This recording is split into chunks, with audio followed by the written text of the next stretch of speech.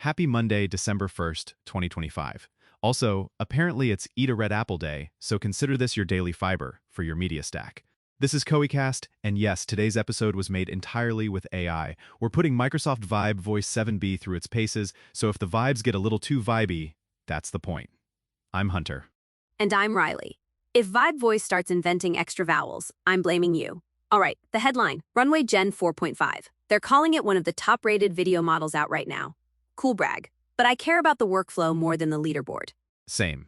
On paper, sharper frames, steadier motion, better prompt adherence. In practice, it's the first Runway release that feels like it can sit behind a real pipeline for short marketing videos without flaking every other render. Compared to the field, here's how I'm using stuff in the wild. For ads and UGC-style spots, Gen 4.5 is great for cinematic P-roll, product glam, and mood shots that actually survive brand review. Sora 2 is still the wow real champ, but it's watermarked and has tighter usage caps unless you're paying, so it's more of a flex tool than a factory tool. VO3 is the pragmatic pick affordable seconds, vertical formats, 1080 support, and it plugs into Google Land through Vertex. Pika is my move fast engine keyframes, swaps, and quick 10-second bits. And Luma's Modify Video is low-key perfect for remixing your own footage without reshoots. Exactly. If you're internal marketing, the smartest starting lane is not pure text to video. Begin with image to video using your brand photography and key art. That preserves look and feel. Then add video to video to remix existing cuts for seasonal variants. Save text to video for concept boards, transitions, and B-roll elements you can comp into a real edit. Facts. You'll get way fewer uncanny fails when your anchor is real brand assets. Also, image to video is where Gen 4.5's consistency shows up. Logos stay logos, surfaces don't melt, hair stays hair, mostly. We actually just published a breakdown on our site last night about this launch and the automation angle. My favorite bit is latency feels on par with Gen 4, so an N8N job can crank multiple variants per brief without queue hell. That first pass usable rate matters when you're batch generating social cuts. Can we hit the gotchas? Because creators on X are already calling it out. The big one. Lip sync and human facial motion can still slide into uncanny valley. People look 95% right until the mouth moves weird or the eyes blink like an animatronic. Brand safety. The realism is so high that deepfake risk goes way up. And copyright vibes. If you chase celebrity likeness or mimic a known IP style too closely, legal is going to throw a chair. So governance without killing speed. What I'm seeing work two lanes, a playground lane for exploration and a production lane with guardrails. In production, use an approved prompt library, brand-safe style refs, and a do not generate list. Run everything through a quick provenance check, mandatory human review for any human likeness, and require alt text plus rationale for risky scenes.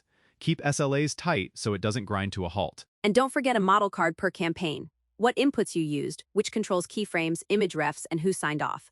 That paper trail saves you if a clip goes viral for the wrong reasons. Org design next. For a mid-sized brand, upskill editors into AI compositors and curators. They'll stitch, color, stabilize, and fix audio. Appoint a prompt director, someone who can translate briefs into structured prompts, references, and shot lists. And for big hero launches, partner with an AI native studio that lives in these tools daily. They'll keep you out of the uncanny ditch. I'll be the spicy one. Don't hire prompt poets who only type. Hire operators who can move between script, prompt, keyframes, and Premiere. Multilingual in human and machine. Where it's actually moving metrics, top-of-funnel watch-through improves when you replace generic stock with on-brand motion. Click-through bumps when the opening second is designed for the feed-tight hook, kinetic camera, clear product. Conversion lift happens when the generated visuals match the copy and the landing page, not just because it looks cool. The common mistake is spending days on a cinematic shot that never ships. Integrations matter here. Don't treat video gen as an island. LLMs draft scripts and alt versions. Voice cloning or TTS gives fast VO tests. Automation stitches it. Research to outline to shot list to asset metadata to draft posts. When those parts talk, you can run weekly refreshes and feed performance back into prompts. Quick pulse on the wider AI news, because it's been a week. OpenAI's Sora 2 is more widely accessible, but it's still watermarked and rate-limited unless you're paying, so it's a flex tool, not a factory tool. Google pushed VO3 pricing down and added vertical and 1080 support, which is a big win for social-first teams and devs on Vertex. Pika's been iterating like crazy, keyframes, swaps, and better character control, which is perfect for UGC-style ads. Luma's Modify Video is my sleeper hit for post-like reimagination. It's stunning for we need a new background without a reshoot. And on the policy side, studios and agencies are raising flags about creator rights and disclosure. Also, both OpenAI and Google quietly tightened free usage on their top models, which nudges teams toward planning real budgets and governance instead of weekend tinkering. Yep, the free lunch got portion control.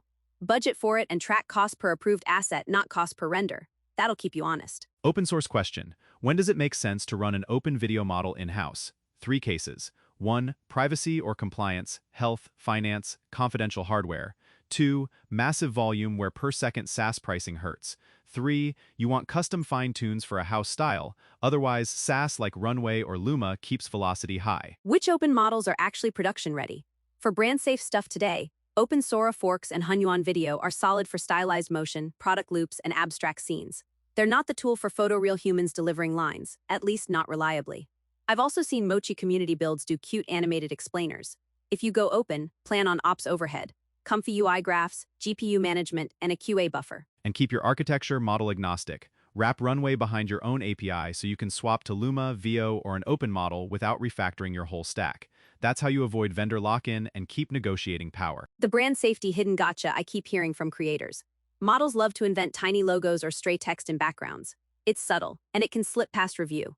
Add an automated frame scan for text and logos before anything ships. Last one.